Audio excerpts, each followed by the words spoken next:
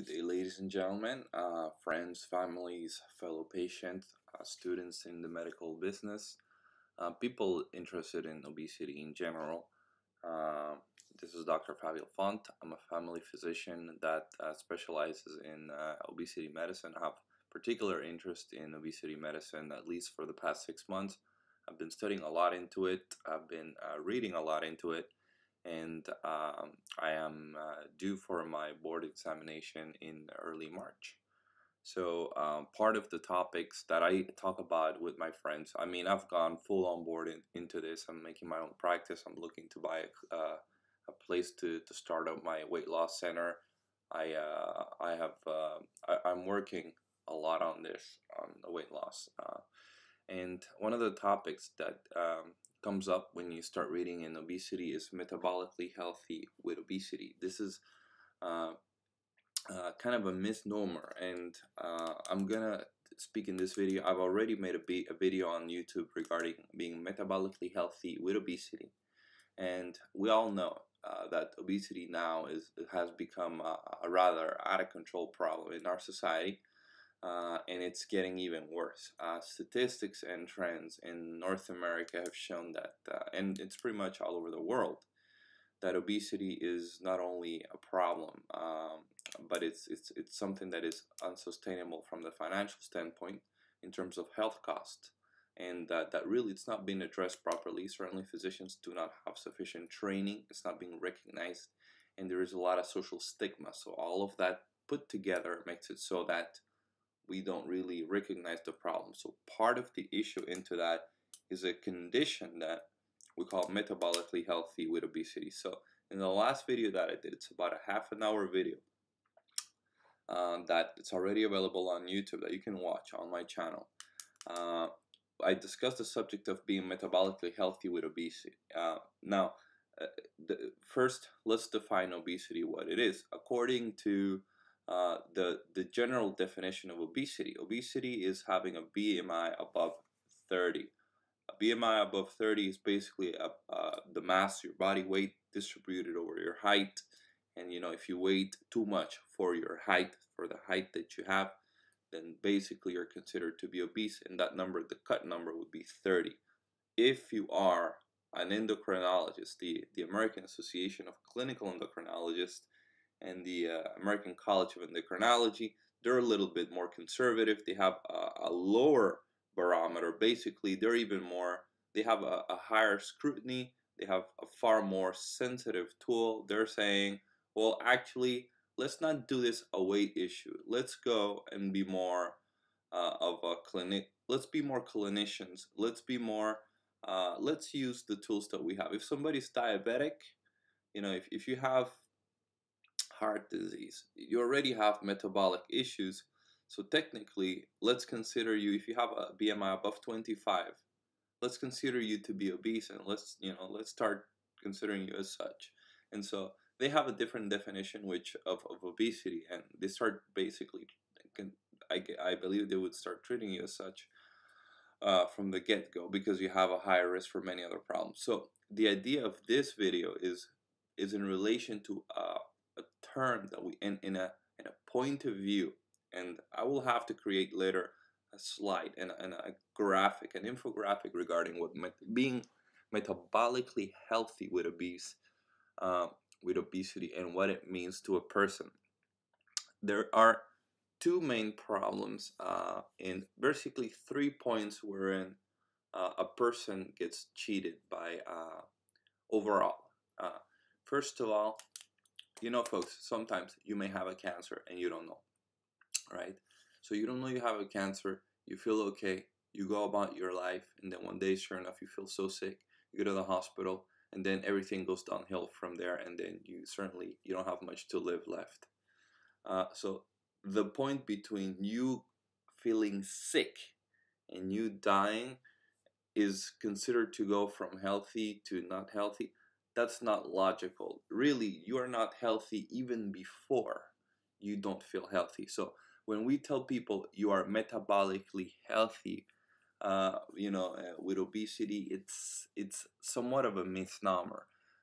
There's no such thing as being metabolically healthy with obesity. What they're referring to is basically someone that you see in the office, and you see someone in the office, you do blood work, and this is, for example, you have a 35-year-old patient that you see for a routine checkup. I'm a family physician, so we would typically offer them to do some tests, just like we would recommend on doing a routine, blood pressure checkup, general examination. We would check in for diabetes, depending on several risk factors.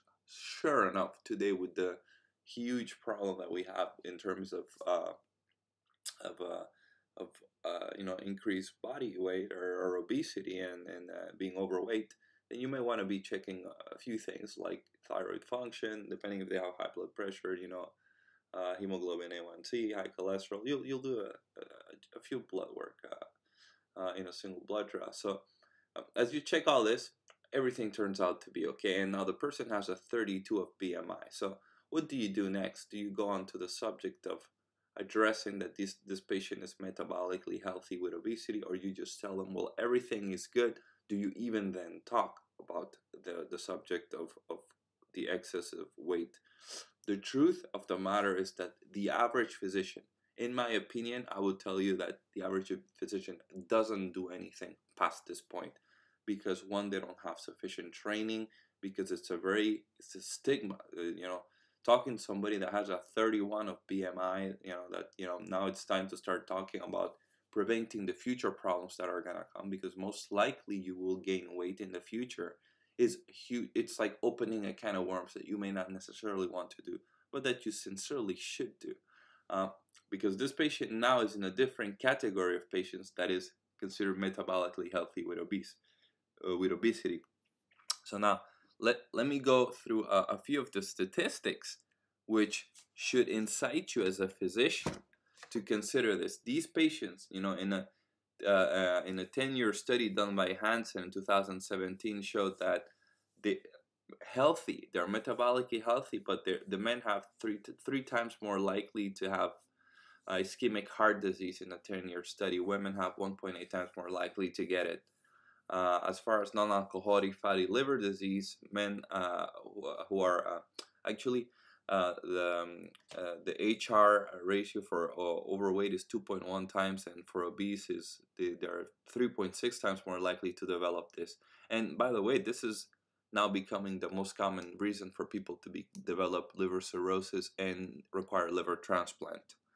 Now there's in this study was done by Bell, released and published in 2014. Another now a meta-analysis on metabolically healthy and the type 2 diabetes risk, done by Chang in 2016, shows the relative risk above 4 to develop type 2 diabetes when you are metabolically so you're 4 times more likely to develop diabetes if you have you're metabolically healthy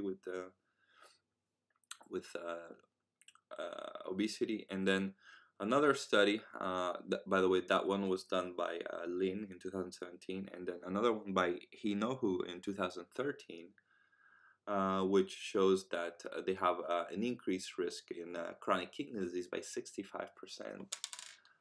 So overall, folks, these people, there's no such thing as being metabolically healthy with obese, because if they would be healthy, then you would assume that none of these problems would come down the line. The reality of the fact, and why I would have to do an infographic in the future, is that there really is a wheel, and I will explain it verbally. You see, matter of fact, folks, you see the fly. Let's pin the fly right now. Let's spin the fly and see what we got to do today. Let's see what our little homework is. All right, let's see what we got to do now. All right, let's see what the fly does. And then we're going to talk about the physiology of, what's going on. We got to do 10 jumping jacks, okay? So today you got to do 10 jumping jacks. You know what? I'm going to do 10 jumping jacks right now. Just give me a break. I'll be right back. Let's do this 10 jumping jacks right now.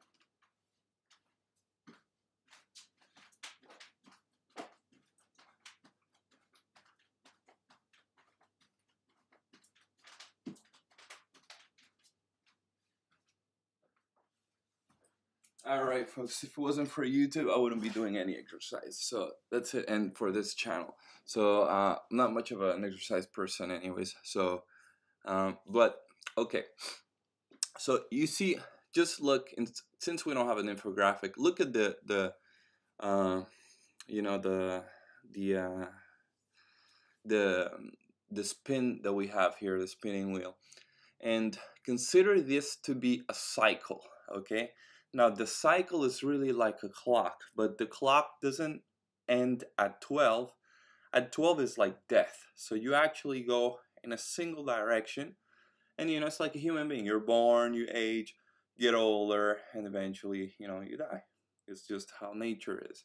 Now what happens with metabolic disease is that some of these problems accelerate the process of you dying, and some of it actually destroys a little bit on your quality of life. So what really happens is that uh, you have some things are genetic factors, so some of it you cannot change, but some of it you can change. Some of the epigenetic factors, some of the things that like dieting, the sleep, the medications that you take, some of it can be changed, and certainly you can change your life.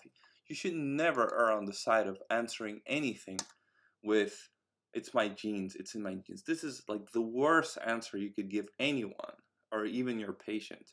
So in any case, so when you're seeing someone and they are, first of all, metabolically healthy with obesity, you are, before they develop, let's say, dial number one. The number one would be, no, so you're seeing them for a routine checkup. Let's say they're normal. In the perfect of worlds, patient has a BMI of 22, everything is excellent, they're doing exercise, they're sleeping well, everything is perfect.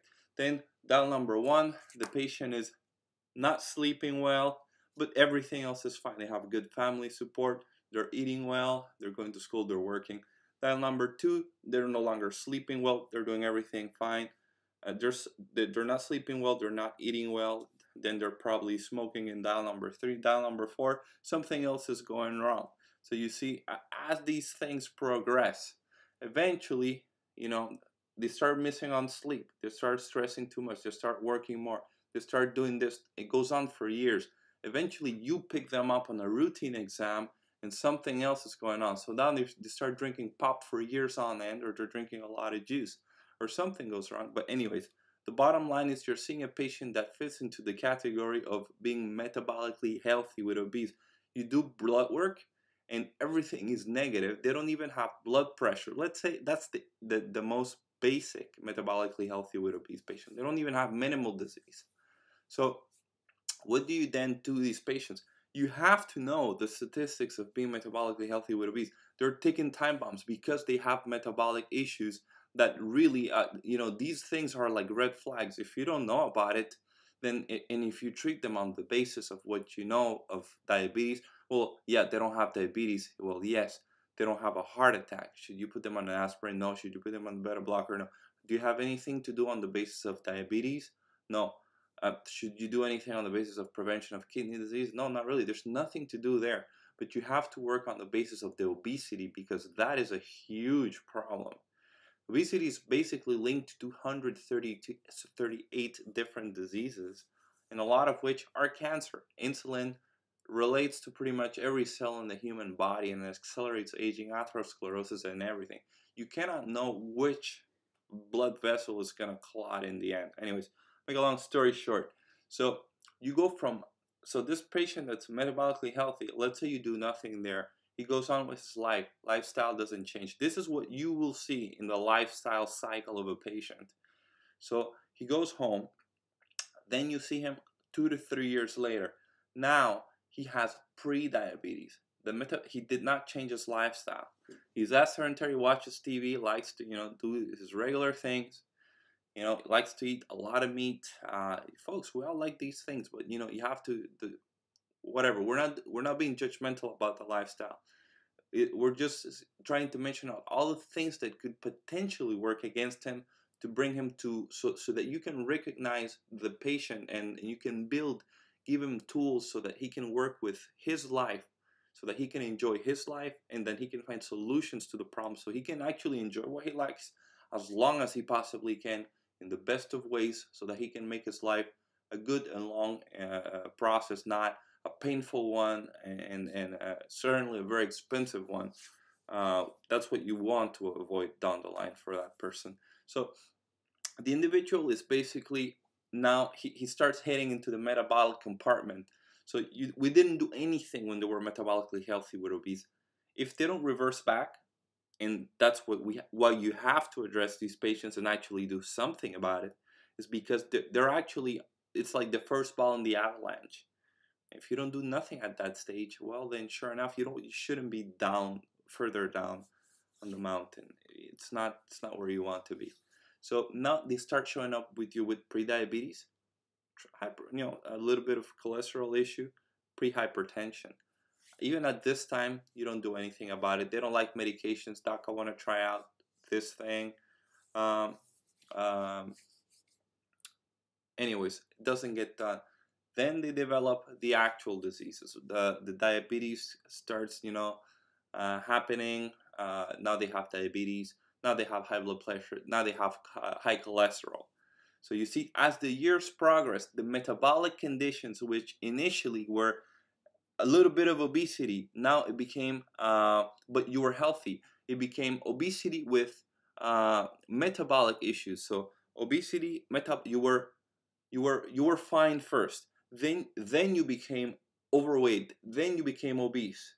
You see, folks, initially the seed of the problem, the seed that had all the genetics of the issue, all the sickness of it, was the lifestyle. The problem with the lifestyle.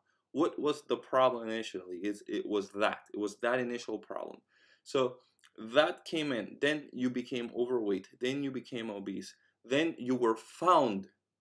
Okay, you were found to be metabolically healthy. Then you were found to have pre-diabetes. Then you were found to have pre-hypertension. Then you were found to have all these other conditions.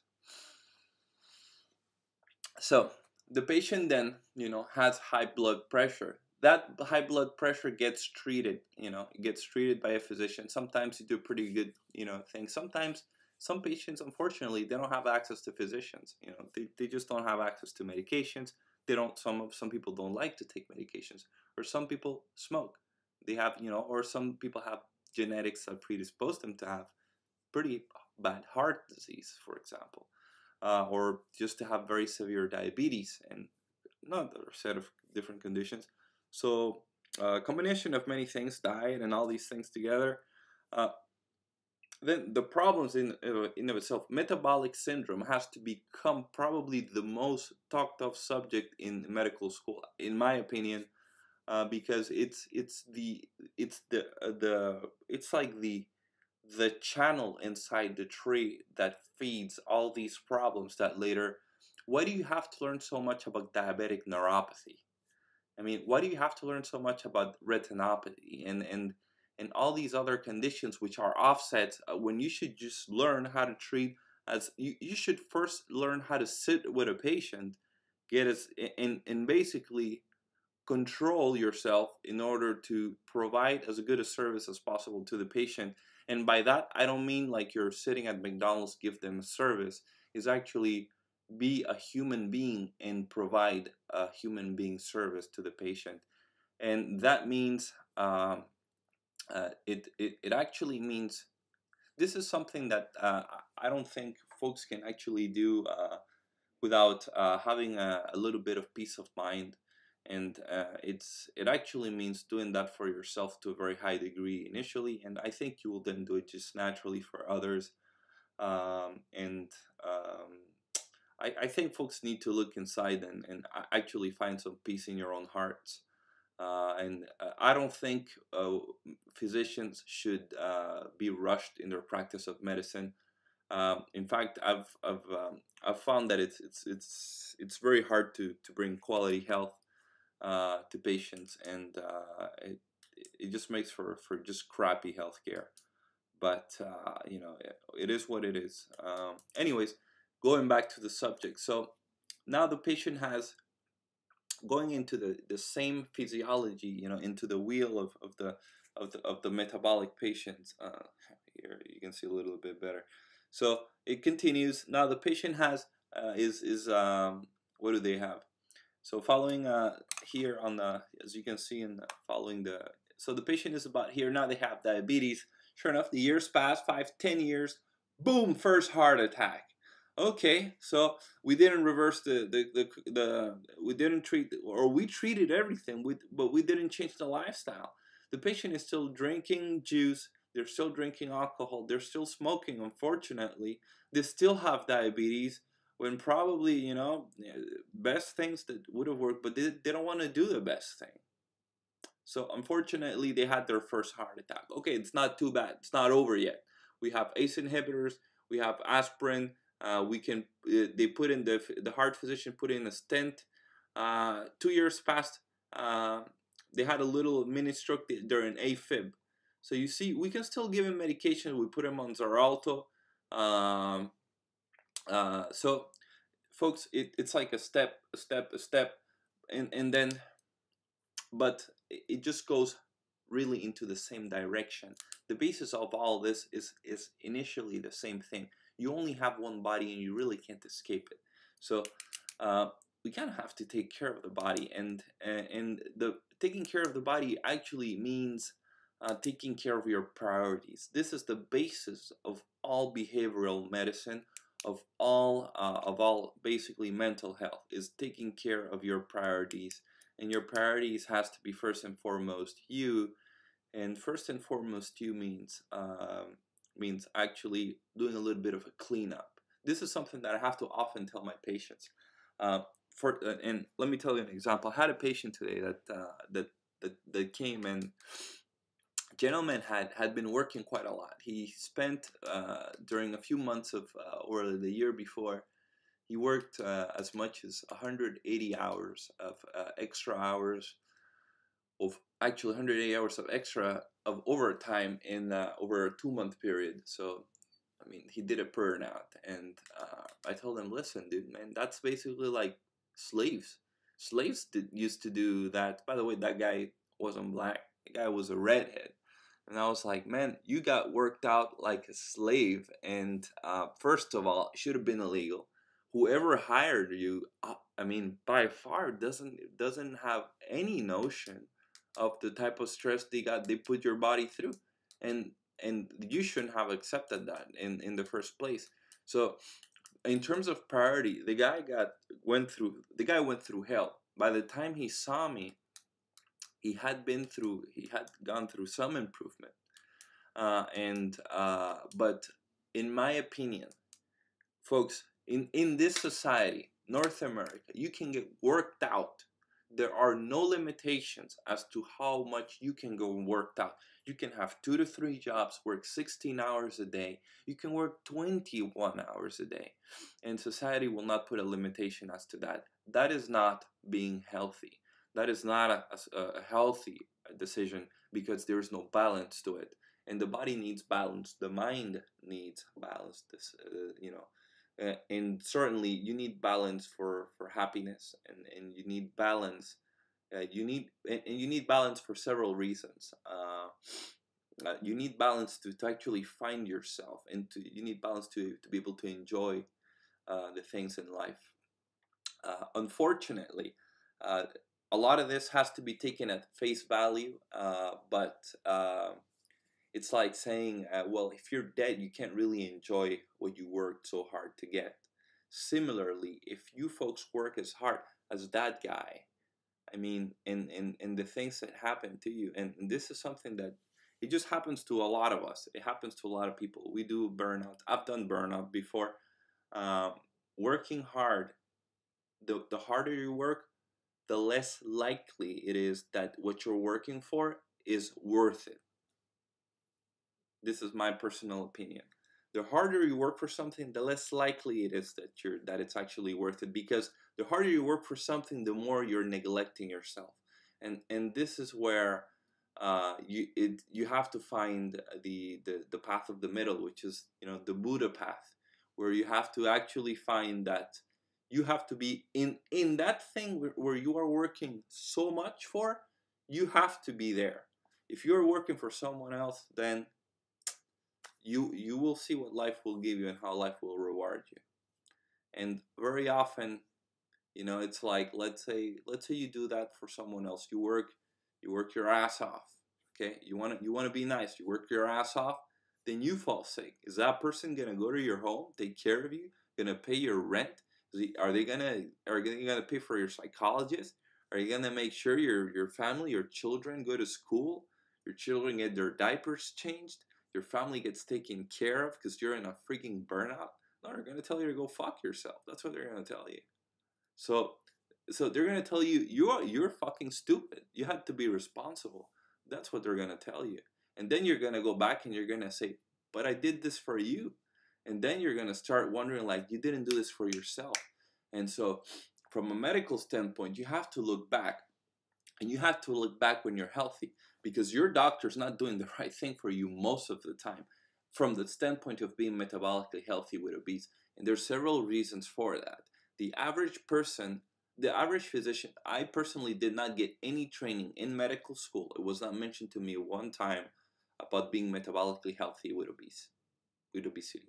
I did not hear it one time. Did not even know it existed until I went to the first conference on in obesity medicine. I went to board review courses in family medicine. Basically, uh, didn't even hear about this. So it's not that it doesn't exist. It's just that it's almost like hidden in plain sight. We do very often, and folks, the problem is uh, there's many problems to current day medicine, and everybody's doing their best to help you out, but you're part of your own problem. And you know it's you are responsible for doing what's best for you. It's not your doctor. That's the bottom line. Your doctor cannot fix you if you don't make the decision. And the bottom line, if your doctor tells you, strap, you have to lose weight, if you don't lose weight, it's not your doctor's fault. So I mean, he can help you. He can try to find reasons why you're not losing weight. But then if you don't if you feel the doctor didn't help you, it's your job to find another doctor. It's that simple. You have to go by your thought process. You have to do your best, and certainly you have to find tools to get your objective. You have to be the initiator of your own destiny. You have to take your future in control now. So my opinion on being metabolically healthy with obesity. Okay, so let me tell you what the future of the obesity world is gonna be like. So uh, let's look at from the point of a clinical endocrinologist. So they say you have a BMI of 25, so technically you're not obese for the rest of the clinical world. So if you're overweight, so basically 25 to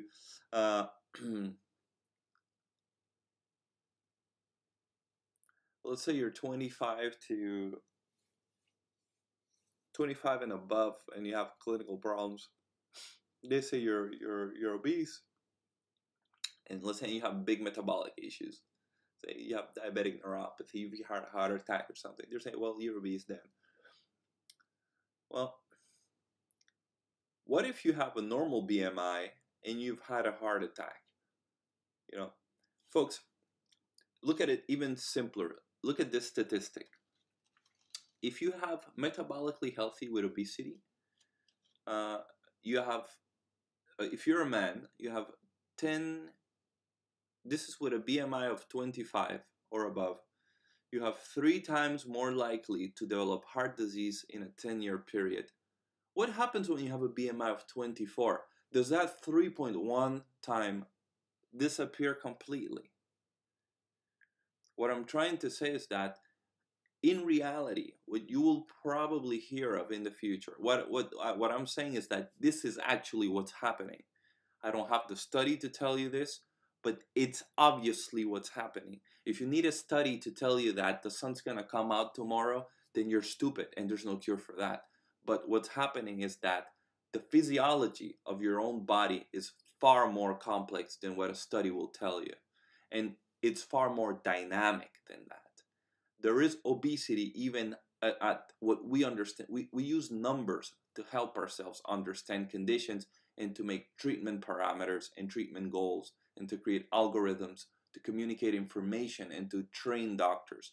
The reality is that there's people with BMI of 22 that we have to address like they were obese, even if they have an excellent BMI. The reason is they're having heart attacks already. They're very sensitive. Everybody has a different physiology, but we have a medication. We have a statin. We have a beta blocker that we give to the guy with 200 pounds. We give it to the guy that has 115 pounds. So we don't have that many choices in medications. Eventually, we'll be able to treat people differently. But so far, we're very limited, so we have to do with what we have. So the definitions, they're only as good as we have options in the end in terms of treatment. But the reality of the matter is that, metabolically healthy with obese, BMI of 25, folks. Folks, in Montreal, in Canada, that's not, okay, well, in Quebec, that's less than 30% of people. Most people in Quebec, and we are the second skinniest province in the whole country. 70% of people weight more than that. So technically, what we're dealing with is beyond a time bomb. Is actually a weight apocalypse. That the amount of heart disease that's going to happen in the future is going to be beyond what people can even possibly imagine at this point in time. And the reason is lack of responsibility and the high access. In my opinion, is the high access to a lack of balance. And very fortunately, we will bring solutions, and I will, damn right, you're gonna see me work on finding solutions for people. In fact, I'm gonna do a lot of community building. This is what I'm gonna do. I'm gonna do a lot of community building, and I'm gonna offer a lot of solutions for people. I'm gonna offer you low stress solutions where you're gonna find people that are gonna help you support yourself. We're gonna help educate people, and you're gonna find friends. You're gonna find solutions. You're gonna find people that are have a good heart and that are interested in pushing mankind forward and not backwards with greed and greed is not bad, but greed without purpose is stupid. Okay, so and if you want money for the sake of developing your species, for educating people, that's something that has a purpose. What you want is education. The money generation is just the method of providing to create for that purpose. Now that's but anyways, so let me see. So basically, that's it for the video in a nutshell. What I wanted to know, this is something that the medical students and residents need to know. Family physicians, clinical endocrinologists, everybody needs to know. If at 25 BMI and above, when you have diabetes, diabetic retinopathy and all that, if you have that and you have a BMI of above 25, and you have 3 times the chance of developing ischemic heart disease in a 10-year period with a BMI of 24, that same person has just about the same risk. It doesn't change anything just from changing in 3 pounds.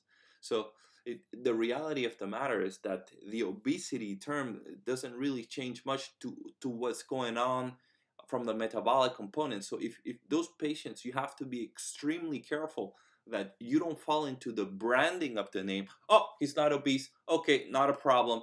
Let me ignore it. And then 6 years from now, the patient comes to you, oh, doc, I was hospitalized last week because I had a heart attack.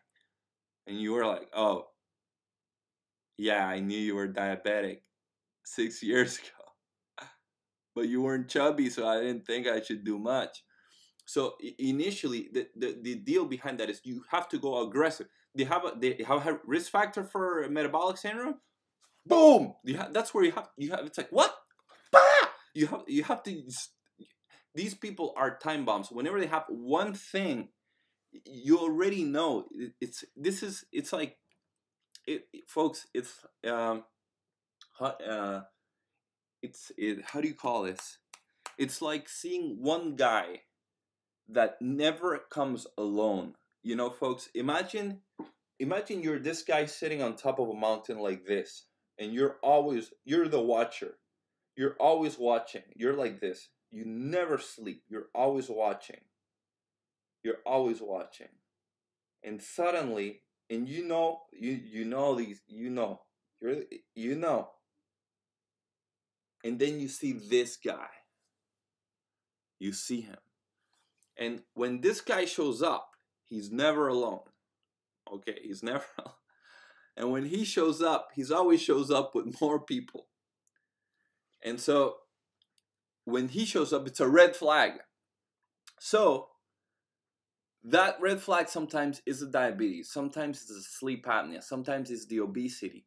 So that's why you should not go on the route of,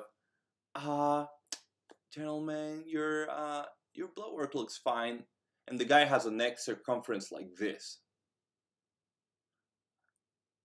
Thank you, doc.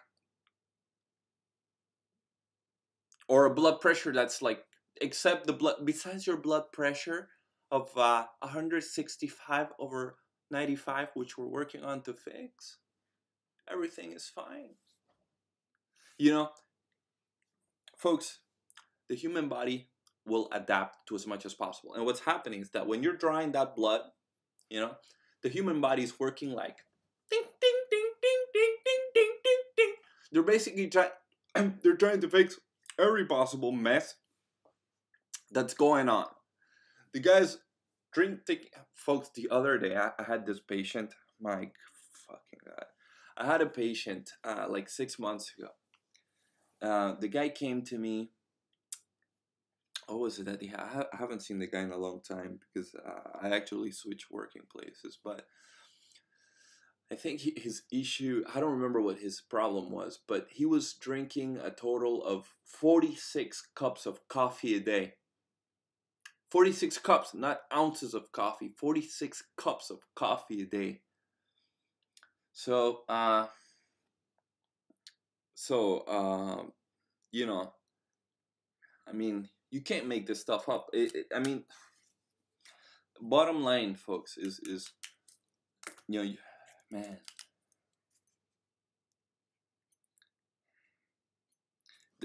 So you wanna help your patients. What I want you to get, the best that I want you to get from this video is it's a little, call it a little the infographic that you have to keep in your mind is that the knowledge of the metabolically healthy with obesity patient is that they are actually the patient spectrum, the spectrum of all human patients is actually an evolution of a wheel which turns within a particular brand of physiology. The physiology of the patient turns and it goes from being healthy to being overweight and to being different things. So it basically switches from the perspective of obesity. It goes from being healthy, overweight, obese. And this is my field, so I will tell you from this perspective, you know. And then from obese, from being overweight, obese, then obese, metabolically healthy, then pre-diabetic, as a typically pre-diabetic, pre-hypertensive, you know, pre-diabetic, pre-hypertensive, cholesterol, then cholesterol arrives, then diabetic, hypertensive, high cholesterol, then with sleep apnea, then diabetic, cholesterol, sleep apnea, then they develop the first set of heart disease, then diabetic heart disease, then they get first heart attack, then they develop the atrial fibrillation, then the diabetes starts branching out into the different types of secondary diseases that come with diabetes, which is, folks, it's like, you know, it's like the hen. Look at the hen. You have you know, it's like different places. It branches out more distally, more distally, more distally, more distally, more distally. It goes further out, further out. So it's like diabetes up here, then, you know, diabetic this, diabetic then, oh, diabetic nephropathy, diabetic retinopathy, diabetic cardiomyopathy, you know, the different types of diabetic problems that can happen. Uh, Technically, that's what happens to these patients, but the origin of the problem is up here, and at this area it is reversible. At the area of obesity, at the area of the metabolic problem, it is reversible. So this is what you have to do, and of course it affects all organs. You have the non-alcoholic fatty liver disease, and it's the same thing, and eventually you get the early the mild level, then you get the moderate, then you get the severe, then eventually they develop the fibrosis of the liver because it's just gotten too much fat into it. Then eventually it becomes cirrhotic, and now you need to transplant them a new liver, and then you need to give them medication so they don't refuse the transplant. So it all had a preventive stage up here where you could pluck a little thing. Folks, when you plant a little seed on the ground and it just puts a little leaf out, it takes no effort for you to take that. But now if you have to take out a tree from the ground, you need a truck, or you can't even do it with a saw. It takes too much effort and too much strength to do it. So similarly, the patient in its evolution is like that. They go through stages. You see the patient no matter where you see them. When you do the exam, you have different statistics. You need the BMI to be able to assess them where they are, because the BMI is just the standard from it's the early stages of the 5A's. The 5A's to when you first you do the ask, then you have to do your assessment. You have to assess the patient. What's their BMI? Their BMI, you get a quick assessment by just knowing what stage they are in the obesity spectrum. But if you have the best thing is to always know how they are from the clinical standpoint. How much risk are they at? Because if you know the statistics of what of the stages of obesity, and more importantly of the risk factors that are related to it, then you can give them you can give them better recommendations. And of course, always make sure you know what's important for them, why they come to you, why these patients want to lose weight or are interested in losing weight. And if they're not coming in for that, then you kind of need to tell them what's going on.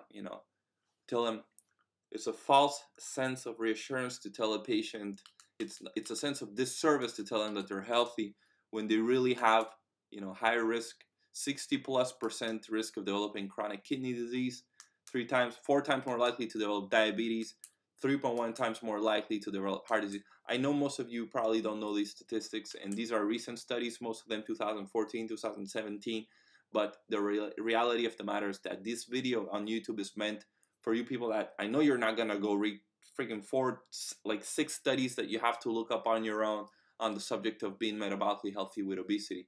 But certainly, hopefully you got this video somewhere or another.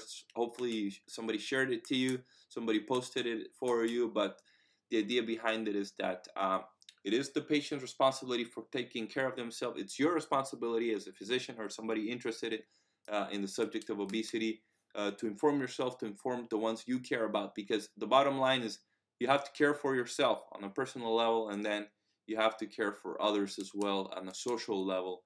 And ultimately, that's how we, as a species, evolve. That's actual evolution. It's not how you folks think. A little gene. This is actually how you evolve. This is technically how we evolve. Taking care of each other. If not, we're not gonna make it very far. And obesity is gonna take care of all of us. Trust me. Have a good day. Trust me, I'm a dog. All right, folks, have a good day. I hope you all did your 10 jumping jacks. Please make sure you like the videos and subscribe.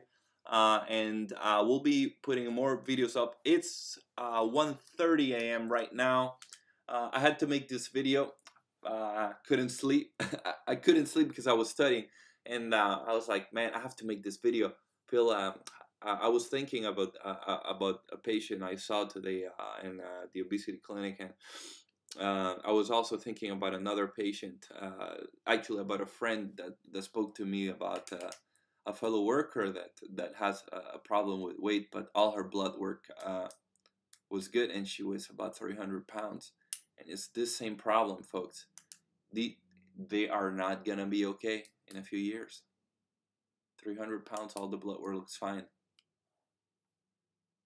The doctor's probably telling her, well,